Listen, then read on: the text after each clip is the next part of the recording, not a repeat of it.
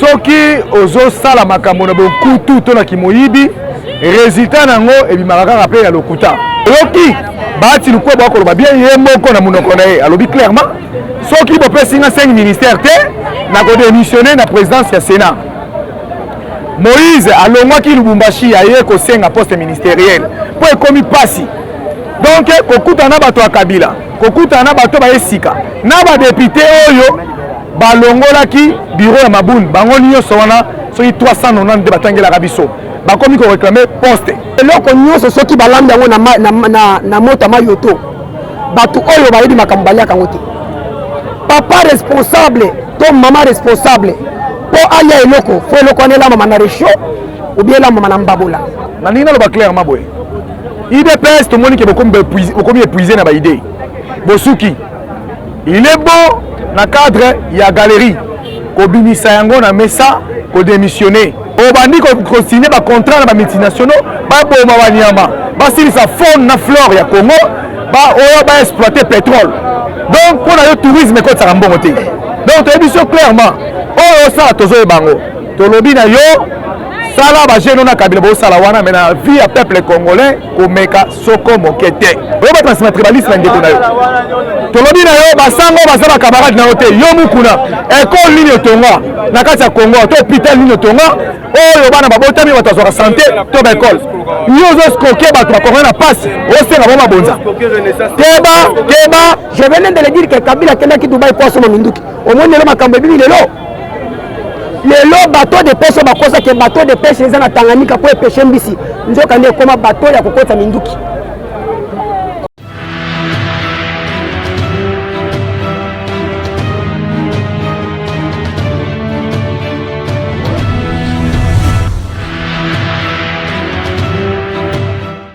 Je suis Hervé Matata, coordonnateur. Il y a ici Kaomoni, place à résistance à Massina, quartier 3. Wapi Sika, Wapi. Makama minene sala maka esika wapi kita chipoi bimela na ona bandeko union sonde to sala chipoi nde makama minene bimela. Merci mon amboka to kozana question na ngai bosso ezali gouvernement fallait pour masambile eux utiko le kamebimike ni neteke congolais ou omoni ndeko tolo makambo na bosolo soki ozo sala makambo na bokutu to na kimoyibi résultat nango ebimaka kaka pe ya lokuta. Omoni lokola bayibaki pouvoir toyebi que début nyonso ezali mabe début obandeli mabe départ à mabe ezali koyiba pouvoir ya Martin Fayulu. Lokola bayibaki pouvoir ya président Eli Martin Fayulu bakei basali ba moziki na bango ebandaki FCC cash et kabwani ekomi union salité tant komi union salité bake koyokana babendi ba débaucher na ba esprit faible ya lamuka bakei eza lokola ndeko yo osalisi fête ya 30 personnes. Olambi biloko pour 30 personnes. Mais au inventaire na yo, au bengisi 1000 personnes. Est-ce que fait tu wana bato bakolia? Bato nyonso bakozala servi? C'est ça. Ti omoni gouvernement zobimate Kabund oyo batie lokola coordonnateur na makambo etali ya construction gouvernement. Kabund azakomi ko swana na bato IDPS asali lolendo na ye ya ki IDPS. Bato basungaki bango oyo bakenda pesa maboko bakanisaki lokola ke bakozwa poste gouvernemental pamba bakoma kuna makambo esimbi te bakowela na ndeko mpona koloba bosolo bakowela oyoki bati lukwe bakoloba bien ye moko na munoko na ye alobi clairement soki bopesi nga 5 ministères te na kodémissionner na présidence ya Sénat. Moïse alongwaki Lubumbashi aye kosenga poste ministériel po ekomi pasi. Donc kokutana bato ya Kabila kokutana bato ba esika na ba député oyo balongolaki bureau ya Mabund bango nyonso wana soki 390 batangelaka biso bakomi ko réclamer poste. Il y a un problème encore. Il y a lobby à kolongola gouvernement na taille à 66 ministres à commission à 46 ministres. Voilà le problème encore qui se pose. Na bato nyonso abengisi wana nde na bibi lei ya fête ya 30 personnes pour 1000 personnes. Il y a encore pesa mutu pasi bako reporter toyoki akolobake akobimisa gouvernement na semaine ya début ya rentrée parlementaire. Mais ce qui a résolu la semaine de début par rentrée parlementaire et que ça là est le côté retomber de toi dans besoin. Les hommes ont basali placé dans le gouvernement wana bazala bango abato akala. Donc bilonge moni wana bazala idéologie ato moni ngia sika mais idéologie bazala ngo ya kala. il y a MPR, idéologie bazana ya Kabila, idéologie bazana ya mabe ya détruire peuple congolais. Il y a un gouvernement qui a bimi. Ate bimi. Bon ça ndenge. Bon vous êtes si vous êtes que peuple congolais moi na Congo, vous avez makambo bolezo le ka. Vous avez makaka to kende na élection 2023 au bapimela ka choix na biso ba peuple congolais to okoki ko sala nini. Mwana mboka soko tali makomi ya muto mayele l'aigle supérieur, le prophète de la nation Martin Fayulu, soko tali makambo alobaki déjà aloba tout, a prophétisé tout. Na plein sorti à crise nyonso za na kati. Oyoki na plein sorti à crise balobi clairement que toko kende to sala auto bengi au conseil ya réforme institutionnelle. Na kati au conseil ya réforme institutionnelle toko sala wana. Yango nde et comme la mission la réforme institutionnelle après yango to mettre en place l'institution sika to kena transition to tali d'élection anticipée. Et ça génial idée wana. Le président Eli Martin Fayulu a proposé yango azaki déjà eu un problème nyonso ya Congo a tiango en bloc puis a trouvé solution nango. Alors, si on commande que on retourne à motuna, besoin c'est l'élection en 2023. Non, biso 2023 té. Biso to ko ba clairement que élection anticipée. Et ça na kati ya plein sorti à crise, élection anticipée. To ko zelaté. Bango so ki ba ko lala, oyoki des informations à mon mboka. Que panel des experts il y a biso à la muka et que ça n'a pas de question. Il y a makambu etali loi et révision loi électorale na mise en place à bureau à Sika. Donc vendredi déjà nous aurons les résultats. Il y a biso. Ce qui va là, biso dans la proposition déjà to sala. Chilombo a sa manœuvre pour être à luka glissement. A quand c'est quoi biso, toi le cours sur la poste to sepela na dialogue. Azo ça. Il y aura un moment où on élection, on n'aura plus jamais besoin il y a qui ça soit il y a un dialogue. On a besoin de soutien. À un moment donné, tu as kaka élection, kaka élection. Tu as baji à zone sala. Ali to comme en mois de juin. Tant comme en mois de juin, a freiner l'activité à Séni. Qui est bureau à Siketia matin, réforme la loi électorale et ça la matin, et puis bureau à Siketia Séni est cotaté. Et le temps où on a une incapacité, il y a un moment où on anticiper les faits. On fait déjà un planning. Et ça, Jawana, proposition, on a mis ça vendredi, et ceux qui vont concerner Bouzoba, peuple a tranché, peuple a mananzela, pour avoir le pouvoir, il y a un poster. Merci mon mboka eta que moi na Congo peuple Congo ba kolana na mboka ba pa ya pe awa na Congo mofa na pona ba Congolais ni ko. Na nina lo ba clairement boy. IDPS tout le monde qui est épuisé dans l'idée. Bosuki, il est bon dans le cadre, il y a galerie. Ko binisa yango na mesa, ko démissionner. Ko lo bakeno tête, ko ki sous tête, to tika to démissionner. Bon comme ko luka, boy la biso ba vaccin. Gare à toi, mutozo na vaccin wana. Les Congolais ne sont pas des cobayes. To ko zo yango te d'ailleurs, au tin d'abord ba char de comment ba tu ba biso. O ko bomisa batu. Bato ba mapango ya batu ba maintien d'abord wana soki olingi opesa vaccin banda na tata na yo na mama na yo na famille na bana na yo soki osilisi wana okamati ba membre nyonso ya IDPS o vacciner bango après wana okoti na ba ministre na bino ba ministre ba député okoti na ba sénateur na bato nyonso na ba gouvernement provincial nyonso ba assemblée provinciale nyonso o vacciner bango tant o vacciner bango après biso to vandi nane to observer bino qu'est-ce que vaccin et ko sala na nzoto na bino dans le cas contraire na loyengi ozo ningo na ngwana biso olingo te dede bande kona biso bokangaki combattant ya munene résistant ya munene o to bengi koko l'invisible na koko jina o bokangi tango botie bango na boloko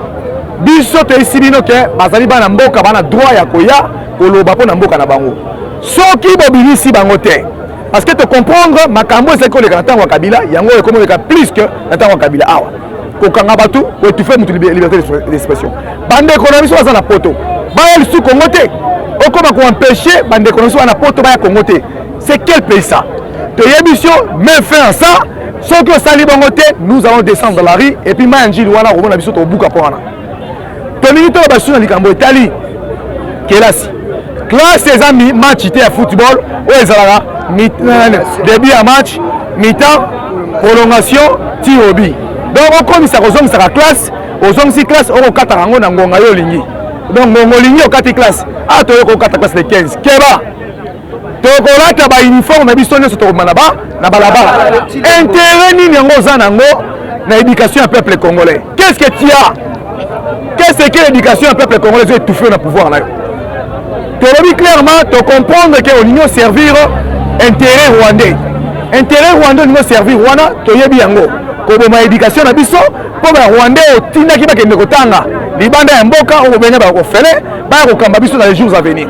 Déjà 2 générations ya Congo baza mal formé batangi classe ya malonga te ntango biso totangi malonga tokozala te c'est que ba rwandais bakoka kokamba bana biso wana eza biloko oyo biso toolinga te kelasi eza eloko ya motuya il faut kelasi ezonga kelasi esalama soki olingi te tokoyebisa yo kende kotia bandano mesure na yo ya confinement na yo kuna na mbujimai po kuna batangaka te biso awa bana batangaka en Afrique l'enfant constitue ce qu'on appelle un investissement à long terme.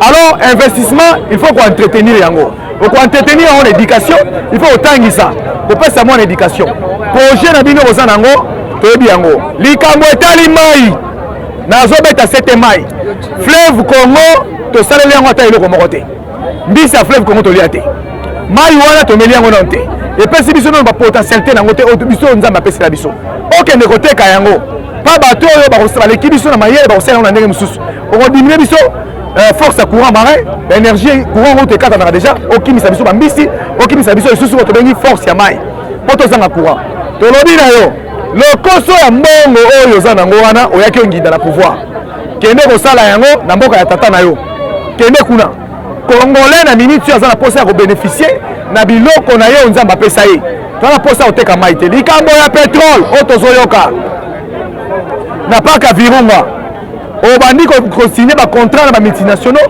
baboma banyama basilisa faune na flore ya Congo oyo baexploite pétrole donc mpona yo tourisme ekotisaka mbongo te donc toyebi biso clairement oyo osala tozoyeba bango tolobi na yo sala bageno na kabila bosala wana me na vie ya peuple congolais komeka soko moke te IDPS Kabuya je m'adresse à toi olobaka clairement que kabila soki azongi abobengaka liboma bobengaka cochon lelo yebaka eloko oza cochon tika kosimba vie ya basango soki omeki vie ya basango à part la politique je suis un chrétien catholique na compte ya chrétiennité catholique okokutana na biso comme oza cochon pekisa bato na yo ya IDPS bambwa oyo bokambaka bovandisaka bango botia na singa bomelisaka bango lotoko bolesa ba bambwa balangwe bakoma kozanga makambo koloba pekisa bango soki bomeki kosimba baeglise oyo biso osambelaka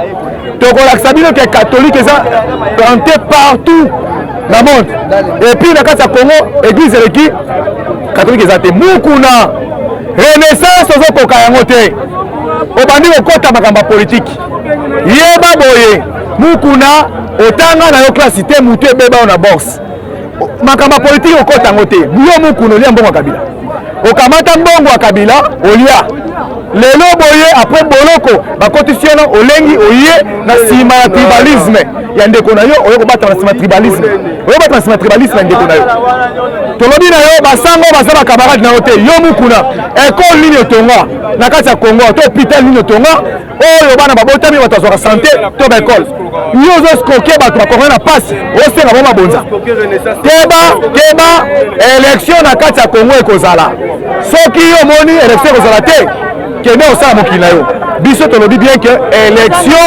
ekozala kati ya Congo eloko apuse élection te eloko tobo glissement barosi mukendi bakufa baterese kapangala bakufa nous avons l'histoire tona bato atika mokili mpo na glissement sikoyo yo kabila Tshisekedi makambo toboya pa kabila yango yo ye nango yebake tokobeta yo na fimbu na yo moko kaka médecine osilizaki pa kabila yango tokotretele yo yango fimbo oyo obetelaki kabila yango tokobetela yo ya suka mpona loba ezali la résistance ezali wana ezali mpona kotelemela moto nyonso asala mabe ezali pona koluka ko libérer Congo na maboko ya banguna na maboko ya banvaisser rwandais na bana misala na bango lokola ba Chilombo na bana misala na bango o bazolinga ko maltraiter peuple congolais pour na intérêt na bango mesquin yango tolobi boy oyo nyonso amoni ke motema malamu ozali bino bandeko ozali banda boza musika na biso ba etona kati ya mboka toza na posa ya kobunda bitumba mais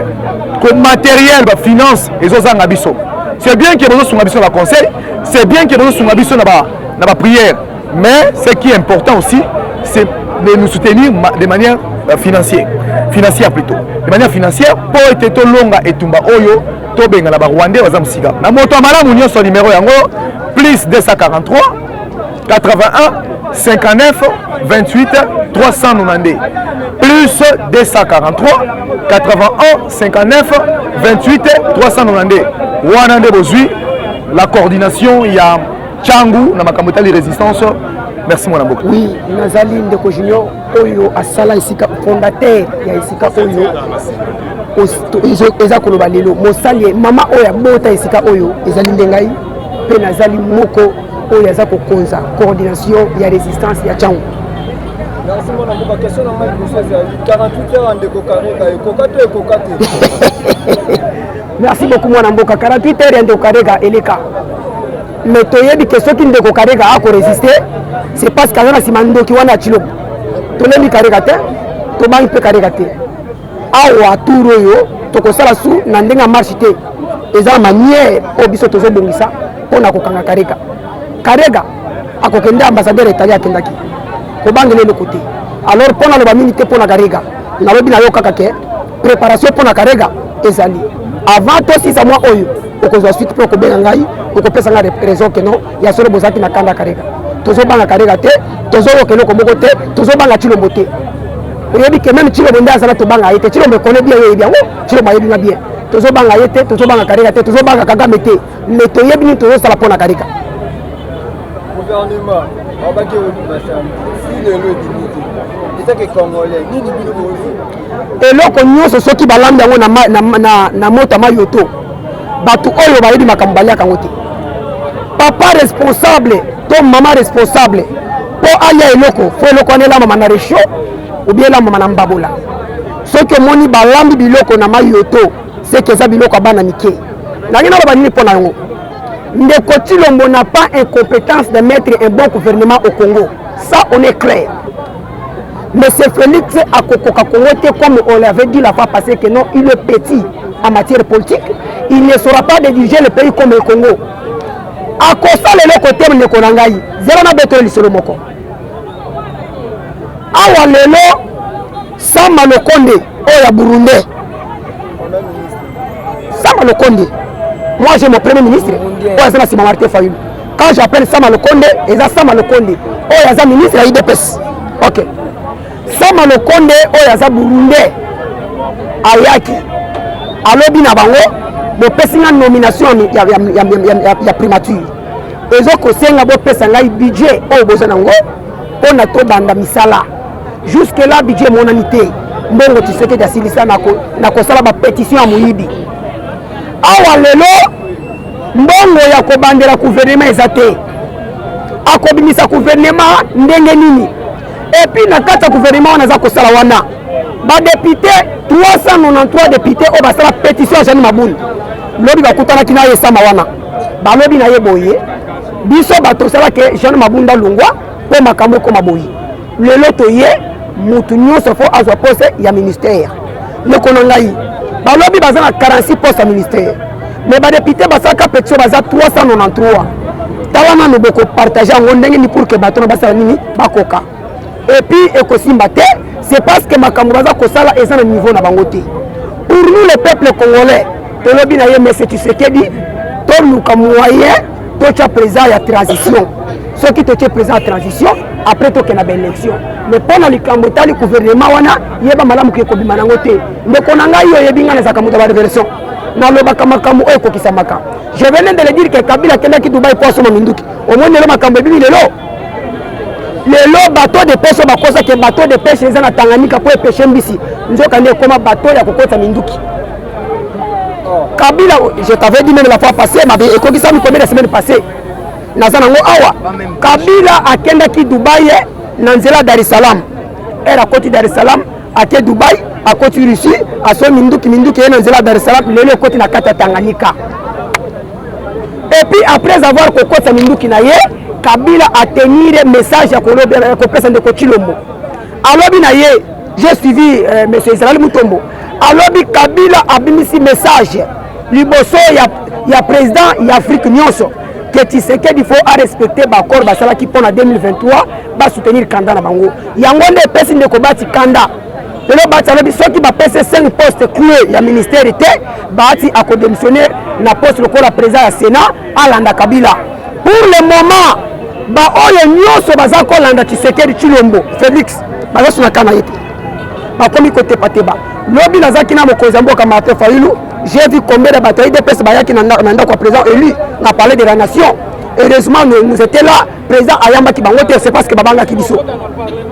Yango to biboye. Biso to ko banga te yeba bien que oyo toza ko luka esi e monani. Oyo toza ko senga esi e ko kisami panza balobaka la voix du peuple c'est la voix de Dieu. Lokola Nzambe biso tozo ba izaki Nzambe maloba na biso pe ko kisami. Alinga ka sala glissement po ayiba 2 ans. Tolobi na ye monsieur tu es petit na matière politique oza mwana to komona mwana niveau za trop muke amela kobola teta la hit soki aza mobali ameka na télévision ale bango na mon côté position toza bapandisa ngo tozotambola dernièrement toke kozala na conférence de presse ya mwana mboka ya Koko nde bango bazoloba badi élection eza te parce que jamais élection ekoki kosalama baétranger bavote po bango mposa basala élection moko ya normal pour le congolais moko avote ondire mpa na bango élection eza te mwana mboka eza kobanga IDPS azobanga élection abanga te bon oui en bref message à kopesa ça te mais na yebiso ke azobanga parce que ayebi ke aza sous na chance te pouvoir eza so pas bango te pouvoir ezongi na maboko peuple tolobi na bango boye balinga te tozo préparer ba élection na 2023 Tshisekedi aza ata na raison moko te kopesa peuple pour na glissement soki aya na coronavirus on a vu les États-Unis d'Amérique bauti osala élection tout le monde na Nigeria bauti osala élection en plein coronavirus na Mali basali